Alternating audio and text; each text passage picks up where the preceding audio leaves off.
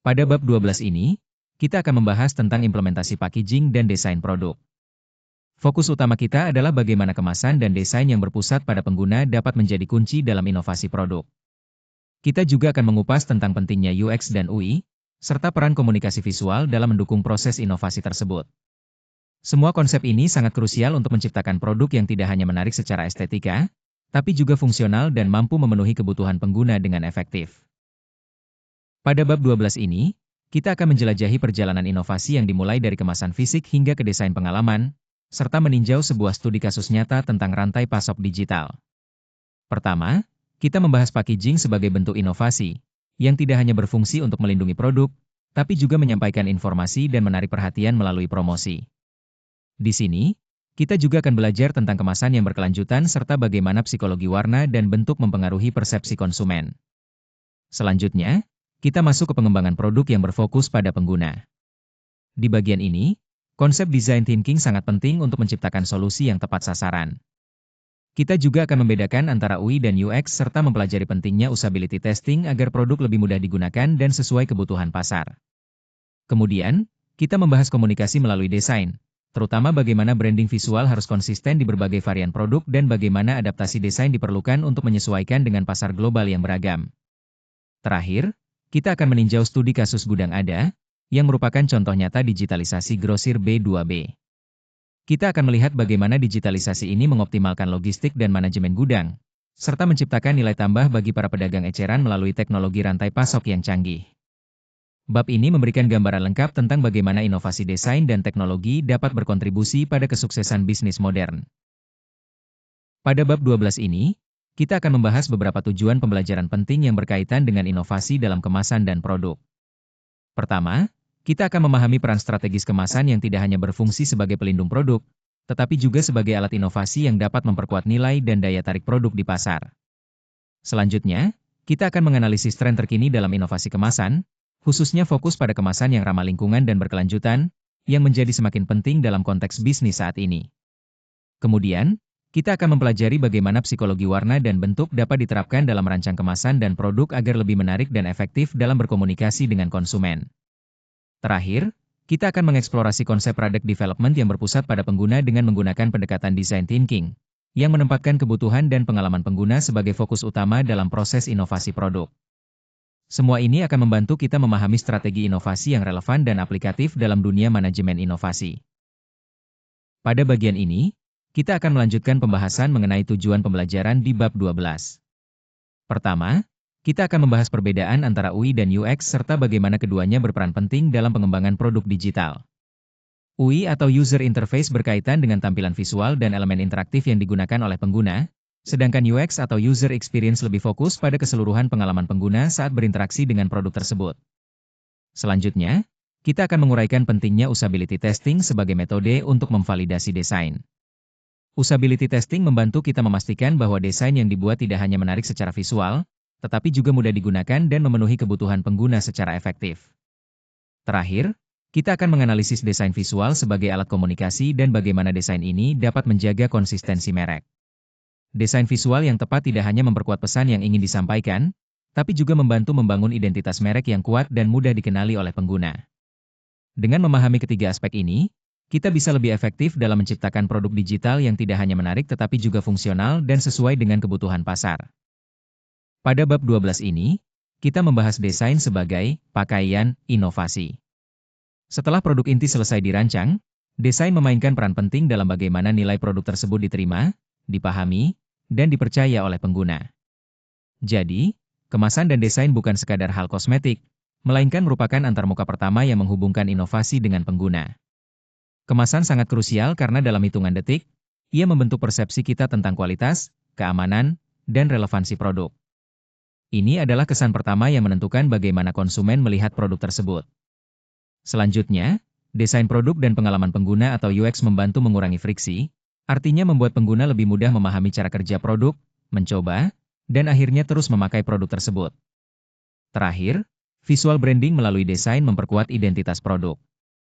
Dengan branding yang konsisten dan mudah dikenali di berbagai saluran, produk menjadi lebih mudah diingat dan membangun kepercayaan jangka panjang. Jadi, Desain adalah elemen strategis yang menghubungkan inovasi dengan pasar secara efektif. Pada bab 12 ini, kita akan membahas tentang packaging dan desain produk, yang merupakan elemen penting dalam manajemen inovasi. Pertama-tama, kita lihat fungsi kemasan. Kemasan tidak hanya berfungsi sebagai proteksi untuk menjaga produk tetap aman selama distribusi dan penyimpanan, tetapi juga sebagai media informasi yang memberitahu konsumen tentang produk tersebut. Selain itu, kemasan berperan dalam promosi, membantu menarik perhatian konsumen dan mempengaruhi keputusan pembelian. Selanjutnya, kita masuk ke desain pengguna atau user-centered design. Di sini, konsep design thinking sangat penting karena menempatkan kebutuhan pengguna sebagai pusat pengembangan produk. Selain itu, UI dan UX menjadi aspek krusial dalam menciptakan pengalaman pengguna yang menyenangkan dan efektif.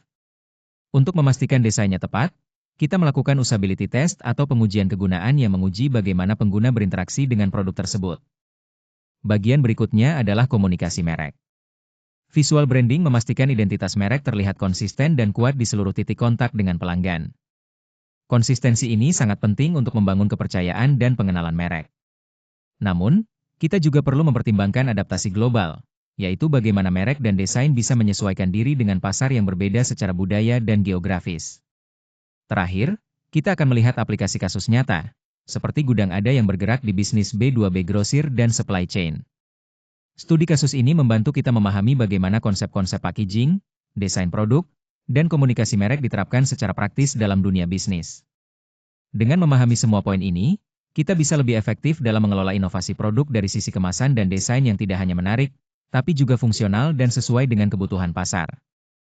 Pada bab ini, kita membahas peran penting packaging atau kemasan dalam inovasi produk. Kemasan bukan hanya sebagai pelindung, tapi juga titik kontak awal yang sangat berpengaruh ketika konsumen melihat produk di rak, layar, atau saat membuka kemasan itu sendiri. Pertama, dari segi proteksi, kemasan menjaga produk dari kerusakan fisik, kontaminasi, serta menjaga kualitas produk tetap terjaga. Selain itu, kemasan juga membuka peluang inovasi dengan menggunakan material baru, bentuk yang unik, atau fitur keamanan yang lebih baik. Kedua, kemasan memberikan informasi penting kepada konsumen, seperti komposisi produk, cara penggunaan, klaim manfaat, dan juga memenuhi regulasi yang berlaku. Informasi ini sangat membantu konsumen dalam membuat keputusan secara cepat dan tepat saat memilih produk. Ketiga, kemasan berperan sebagai media promosi yang mampu membedakan produk dari pesaing pada saat momen pembelian. Kemasan juga menjadi sarana untuk menceritakan nilai-nilai merek dan keunikan produk kepada konsumen, sehingga menciptakan daya tarik dan loyalitas. Jadi, packaging adalah elemen strategis yang menggabungkan proteksi, informasi, dan promosi dalam satu kesatuan inovatif. Pada bab 12 ini, kita akan membahas tentang kemasan sebagai sebuah perjalanan nilai bagi produk. Kemasan tidak hanya berfungsi sebagai pelindung produk saat produksi, tetapi juga berperan penting sepanjang seluruh siklus produk hingga mencapai pengalaman pengguna. Pertama, pada tahap produksi, kemasan harus memenuhi standar kualitas tertentu agar produk tetap terjaga dengan baik. Kemudian, saat produk didistribusikan, kemasan harus mampu menjaga daya tahan simpan sehingga produk tetap layak ketika sampai di tangan konsumen. Selanjutnya, ketika berada di rak atau kanal penjualan, kemasan harus mampu menarik perhatian konsumen di antara banyak produk lain. Saat tahap pembelian, kemasan juga berperan untuk meyakinkan konsumen bahwa produk tersebut layak dibeli. Terakhir, pada tahap penggunaan, kemasan harus dirancang agar mudah digunakan dan aman, sehingga memberikan pengalaman positif bagi pengguna. Jadi, kemasan merupakan elemen kunci yang berfungsi sepanjang perjalanan produk, dari produksi hingga pengalaman pengguna akhir. Pada bab ini, kita membahas tentang 3 fungsi dasar kemasan yang sangat penting dalam konteks manajemen inovasi, yaitu proteksi, informasi, dan promosi. Fungsi-fungsi ini tidak hanya melindungi produk, tetapi juga dapat menjadi sumber diferensiasi yang strategis. Pertama, proteksi strategis. Kemasan menggunakan material khusus, segel, barrier, dan desain yang ergonomis untuk meminimalkan risiko kerusakan selama distribusi dan penggunaan. Ini menjaga kualitas produk tetap optimal saat sampai ke tangan konsumen. Selanjutnya adalah informasi yang jelas. Label kemasan yang mudah dibaca sangat penting karena meningkatkan kepercayaan konsumen dan mendorong kepatuhan terhadap aturan atau petunjuk penggunaan produk. Informasi yang tepat juga membantu konsumen membuat keputusan yang lebih baik. Terakhir, promosi di titik jual sangat berperan dalam menarik perhatian pembeli. Bentuk kemasan, pilihan warna, dan narasi visual yang menarik membuat produk seolah berbicara dan lebih menonjol dibandingkan produk lain di rak. Selain itu, nilai pengalaman juga tidak kalah penting. Proses unboxing atau membuka kemasan yang mudah dan menyenangkan dapat meningkatkan kepuasan pelanggan secara signifikan, menciptakan kesan positif terhadap produk dan merek secara keseluruhan. Jadi, kemasan bukan hanya pelindung, tapi juga alat komunikasi dan pengalaman konsumen. Pada bab ini, kita membahas tentang inovasi kemasan yang ramah lingkungan. Inovasi ini sangat penting karena menggabungkan 3 aspek utama, yaitu tanggung jawab terhadap lingkungan, efisiensi dalam penggunaan sumber daya, serta daya saing produk di pasar. Pertama, kita lihat material berkelanjutan. Ini mencakup bahan-bahan yang bisa didaur ulang, biodegradable, dapat diisi ulang, atau berbasis serat alami. Dengan menggunakan material seperti ini, kita dapat mengurangi dampak negatif terhadap lingkungan. Selanjutnya adalah desain hemat sumber daya. Di sini, fokusnya adalah mengurangi berat dan volume kemasan serta meminimalkan limbah, namun tetap memastikan fungsi kemasan tidak terganggu. Ini sangat membantu dalam efisiensi produksi dan pengurangan limbah. Kepercayaan konsumen juga sangat krusial. Klaim bahwa kemasan ramah lingkungan harus jelas dan terukur agar tidak menimbulkan kesan greenwashing. Konsumen semakin cerdas dan peduli terhadap klaim lingkungan, jadi kejujuran sangat penting untuk membangun kepercayaan. Terakhir, efisiensi logistik perlu diperhatikan. Kemasan yang ringan dan mudah ditumpuk bisa menekan biaya distribusi secara signifikan. Hal ini tidak hanya menguntungkan perusahaan tetapi juga mengurangi jejak karbon dari proses pengiriman. Dengan menerapkan prinsip-prinsip ini, inovasi kemasan tidak hanya ramah lingkungan tetapi juga mendukung keberlanjutan bisnis secara keseluruhan. Pada bagian ini, kita akan membahas psikologi warna dan bentuk dalam konteks manajemen inovasi. Warna dan bentuk tidak hanya berfungsi sebagai elemen visual, tapi juga mengirimkan sinyal emosional yang sangat kuat kepada konsumen, bahkan sebelum mereka membaca teks yang ada. Pertama, warna. Contohnya, hijau sering dikaitkan dengan kesan natural atau ramah lingkungan, sehingga warna ini cocok untuk produk yang ingin menonjolkan aspek keberlanjutan. Sedangkan warna biru memberikan rasa aman, profesional, dan dapat dipercaya, membuatnya ideal untuk merek yang ingin membangun kredibilitas dan kepercayaan. Selanjutnya, bentuk. Bentuk dengan sudut membulat cenderung terasa lebih ramah dan mudah diakses, cocok untuk produk yang ingin tampil lebih hangat dan mengundang. Di sisi lain, garis tegas atau sudut yang kuat memberikan kesan modern, kuat, dan bahkan premium, yang sering digunakan untuk produk-produk dengan citra yang lebih serius atau eksklusif. Namun yang terpenting adalah kesesuaian kategori. Desain warna dan bentuk harus relevan dengan manfaat produk itu sendiri, target pasar yang dituju, serta konteks budaya dari konsumen. Jika desain tidak sesuai, maka pesan emosional yang ingin disampaikan bisa saja tidak diterima dengan baik atau bahkan salah tafsir. Jadi, dalam manajemen inovasi, memahami psikologi warna dan bentuk ini sangat krusial untuk menciptakan desain produk yang efektif dan dapat menarik perhatian serta membangun koneksi emosional dengan konsumen. Pada bab ini, kita membahas pergeseran penting dari pendekatan product-centered ke user-centered dalam manajemen inovasi. Pendekatan product-centered fokus utamanya adalah pada fitur dan kemampuan internal produk itu sendiri. Namun, pendekatan ini memiliki risiko besar, yaitu meskipun produk secara teknis bagus, bisa jadi tidak sesuai dengan kebutuhan nyata pengguna. Keputusan desain biasanya berdasarkan asumsi tim internal, yang belum tentu mewakili perspektif pengguna sebenarnya. Sebaliknya, pendekatan user-centered menempatkan fokus pada masalah nyata yang dihadapi pengguna, konteks penggunaan produk, serta umpan balik langsung dari pengguna. Dalam pendekatan ini, setiap keputusan desain divalidasi melalui observasi dan pengujian dengan pengguna. Hasilnya, produk yang dikembangkan menjadi lebih mudah diadopsi karena benar-benar disesuaikan dengan perilaku dan kebutuhan pengguna. Jadi, pergeseran ini menekankan pentingnya mendengarkan pengguna agar inovasi yang dihasilkan benar-benar relevan dan efektif. Pada slide ini, kita membahas tentang design thinking, sebuah metodologi iteratif yang sangat penting dalam manajemen inovasi. Design thinking membantu kita untuk benar-benar memahami kebutuhan dan pengalaman manusia, kemudian merumuskan masalah dengan jelas, dan akhirnya menguji berbagai solusi yang mungkin. Prosesnya terdiri dari 5 tahap utama. Pertama, empatize, yaitu tahap di mana kita berusaha memahami pengguna secara mendalam, menggali apa yang mereka rasakan dan butuhkan. Kedua, define, di mana kita merumuskan masalah yang ingin kita selesaikan berdasarkan pemahaman tersebut. Setelah itu, kita masuk ke tahap ideate, yaitu mencari berbagai alternatif solusi secara kreatif dan terbuka. Tahap keempat adalah prototype, di mana kita membuat sebuah model atau wujud cepat dari solusi yang sudah kita ideakan, untuk melihat bagaimana konsep itu bisa bekerja di dunia nyata. Terakhir, test, yaitu tahap validasi di mana kita menguji prototipe tersebut, menerima umpan balik, dan melakukan iterasi perbaikan. Tahapan ini memastikan solusi yang dikembangkan benar-benar efektif dan sesuai dengan kebutuhan pengguna. Keseluruhan proses ini sangat berfokus pada manusia dan memungkinkan kita menemukan inovasi yang tepat sasaran dengan pendekatan yang sistematis dan kreatif. Pada bagian ini, kita akan membahas dua tahap penting dalam design thinking, yaitu empathize dan define. Pertama, pada tahap empathize, kita melakukan observasi perilaku pengguna, wawancara, dan pemetaan konteks pengguna. Tujuannya adalah untuk menggali kebutuhan yang terlihat jelas maupun kebutuhan yang tersembunyi di balik perilaku mereka.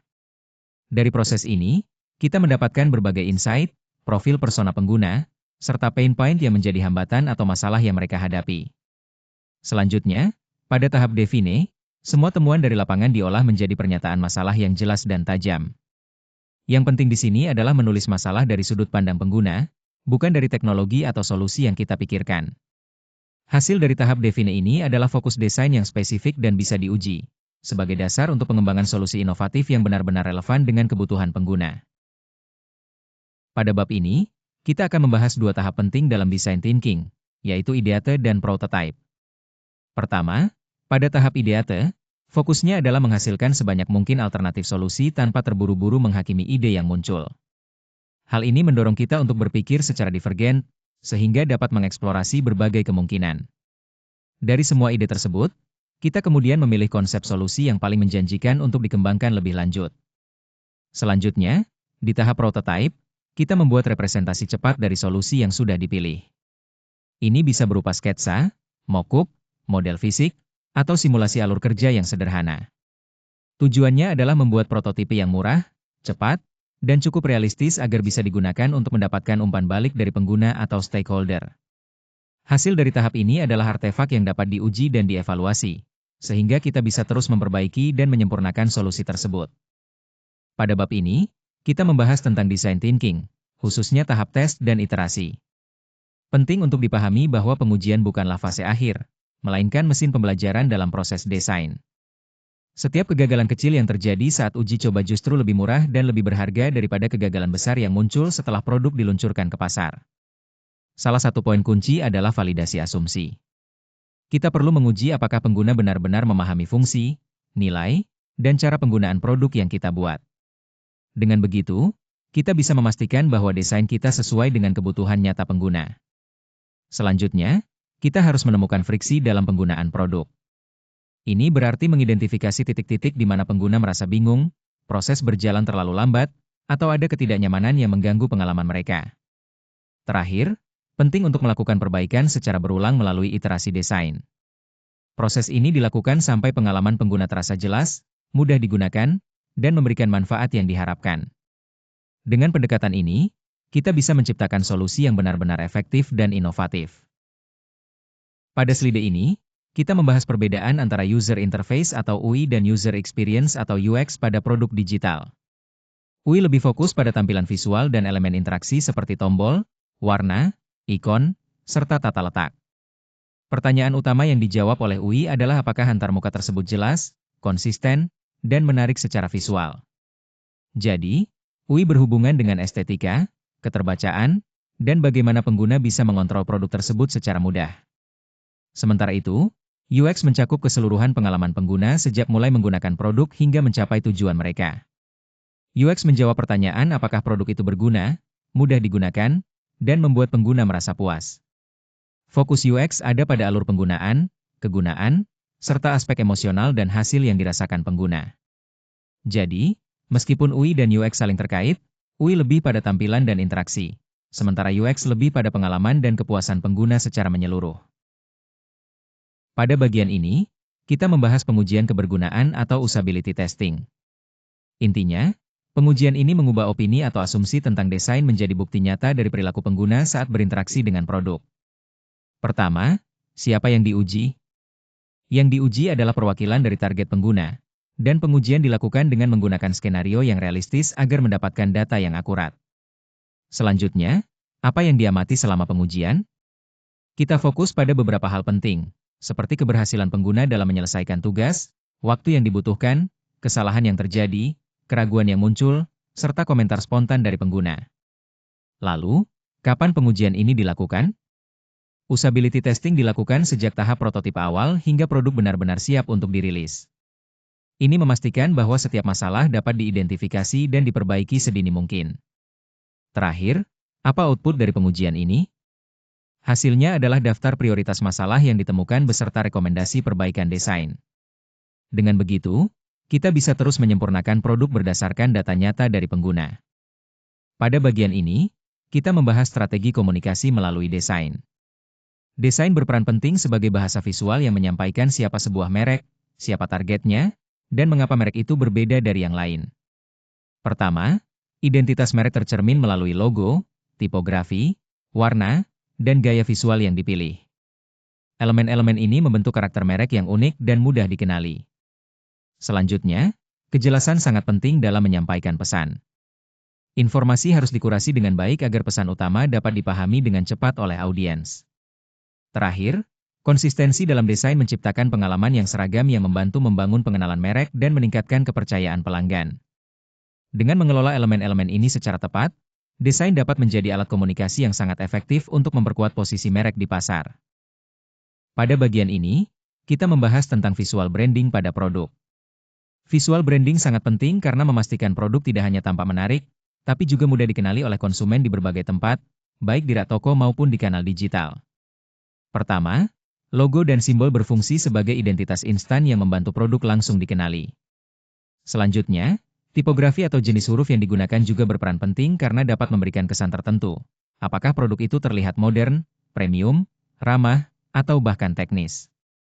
Palet warna yang dipilih tidak hanya memperkuat penampilan produk, tetapi juga membangun ingatan merek serta asosiasi emosional dengan konsumen. Terakhir, gaya foto atau ilustrasi yang digunakan dapat memperkuat cerita produk dan posisi merek di pasar, sehingga konsumen lebih mudah terhubung dan memahami nilai produk tersebut. Semua elemen visual ini bekerja bersama untuk menciptakan identitas produk yang kuat dan konsisten. Pada bagian ini, kita membahas tentang konsistensi desain antar varian produk. Penting untuk dipahami bahwa konsistensi di sini bukan berarti seluruh produk harus terlihat sama persis, melainkan memastikan bahwa keluarga produk tersebut tetap mudah dikenali oleh konsumen. Ada beberapa elemen yang bersifat tetap dan menjadi jangkar identitas, seperti logo, grid tata letak, gaya huruf, dan hierarki informasi. Elemen-elemen tersebut memberikan keseragaman yang membantu konsumen mengenali produk kita dengan cepat. Di sisi lain, terdapat elemen-elemen pembeda yang berfungsi membedakan varian-varian produk, seperti penggunaan warna varian yang berbeda, ikon khusus, atau kode rasa. Ini membantu konsumen untuk memilih produk sesuai preferensi mereka dengan mudah. Dari sisi bisnis, menjaga konsistensi desain antar varian ini memberikan manfaat besar, antara lain memudahkan navigasi konsumen saat memilih produk, meningkatkan efisiensi produksi desain, dan memperkuat ekuitas merek secara keseluruhan. Jadi, keseimbangan antara elemen yang tetap dan pembeda sangat penting untuk membangun keluarga produk yang kuat dan mudah dikenali. Pada slide ini, kita membahas tentang adaptasi desain untuk pasar global. Yang paling penting di sini adalah bagaimana desain global harus mampu menjaga identitas merek secara konsisten, namun tetap menghormati dan menyesuaikan dengan konteks lokal setiap pasar. Pertama, dari segi bahasa dan regulasi, kita harus memastikan label, klaim produk, simbol, dan informasi wajib lainnya disesuaikan sesuai aturan setempat. Ini penting agar produk bisa diterima dan memenuhi standar legal di berbagai negara. Kedua, makna warna juga perlu diperhatikan karena warna bisa memiliki asosiasi yang berbeda-beda tergantung budaya dan kategori produk. Warna yang dipakai di satu negara mungkin membawa makna yang berbeda atau bahkan negatif di negara lain, sehingga kita harus sangat hati-hati dalam pemilihan warnanya. Selain itu, preferensi visual seperti tingkat minimalis, kepadatan informasi dalam kemasan atau materi pemasaran, serta gaya fotografi juga bisa bervariasi antar budaya. Beberapa pasar mungkin lebih menyukai desain yang sederhana dan bersih, sementara yang lain mungkin lebih suka detail yang lebih banyak. Jadi, kuncinya adalah menemukan keseimbangan yang tepat antara konsistensi global dengan relevansi lokal. Dengan begitu, merek tetap dikenali secara internasional namun tetap diterima dan relevan bagi konsumen di tiap pasar. Pada bab 12.4 ini, kita membahas studi kasus gudang ada yang menunjukkan bagaimana desain tidak selalu harus berupa kemasan fisik, terutama dalam konteks platform B2B. Intinya, desain di sini adalah bagaimana membuat cara kerja menjadi lebih sederhana dan efisien.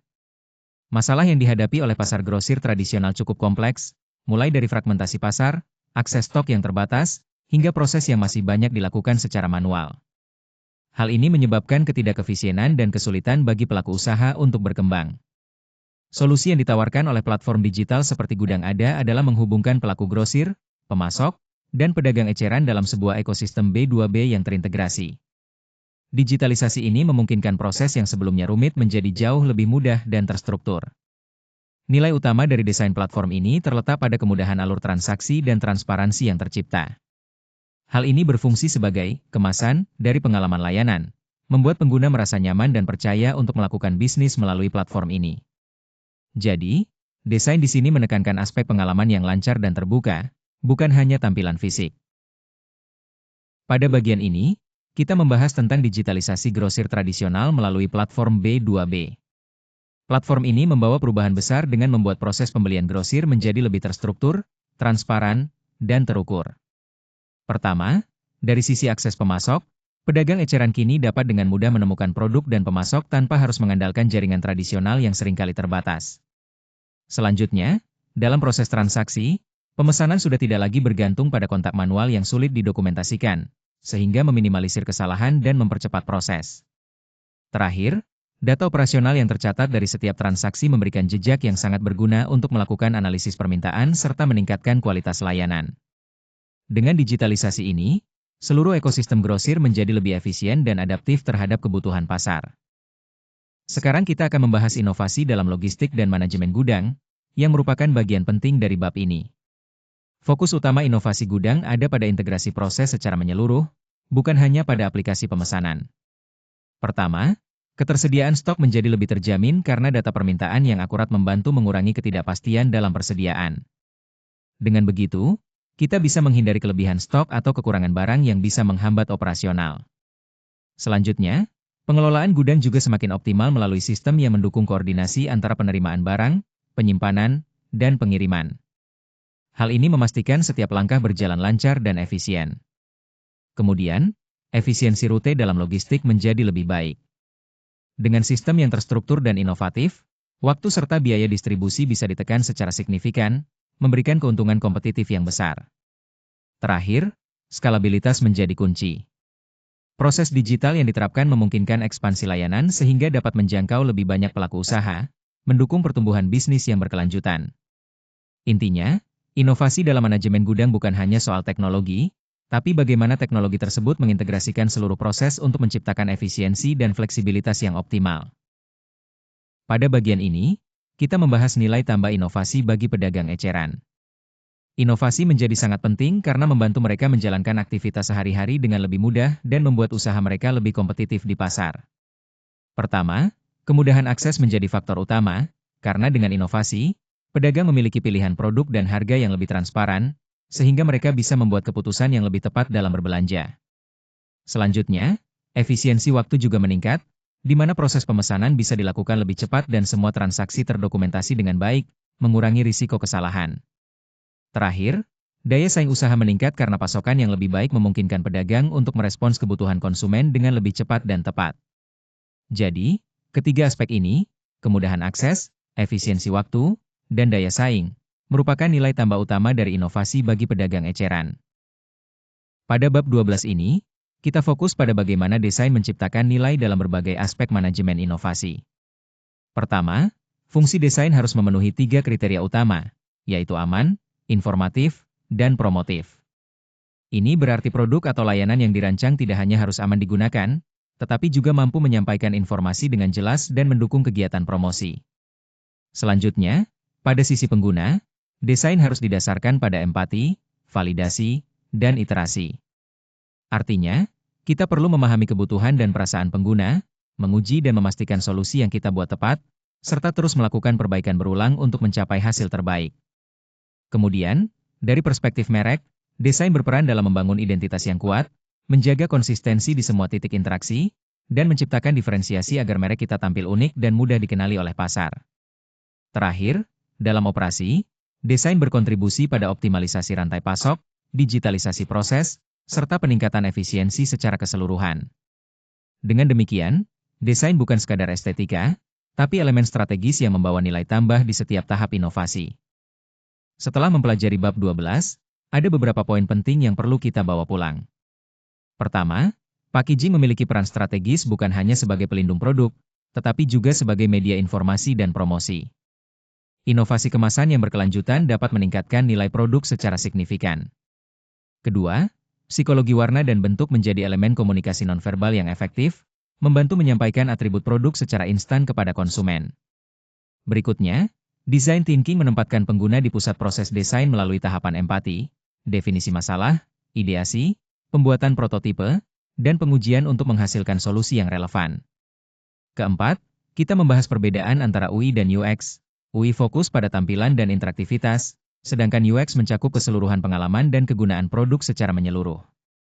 Kelima, usability testing sangat penting karena memberikan umpan balik langsung dari pengguna nyata, memungkinkan perbaikan desain secara iteratif.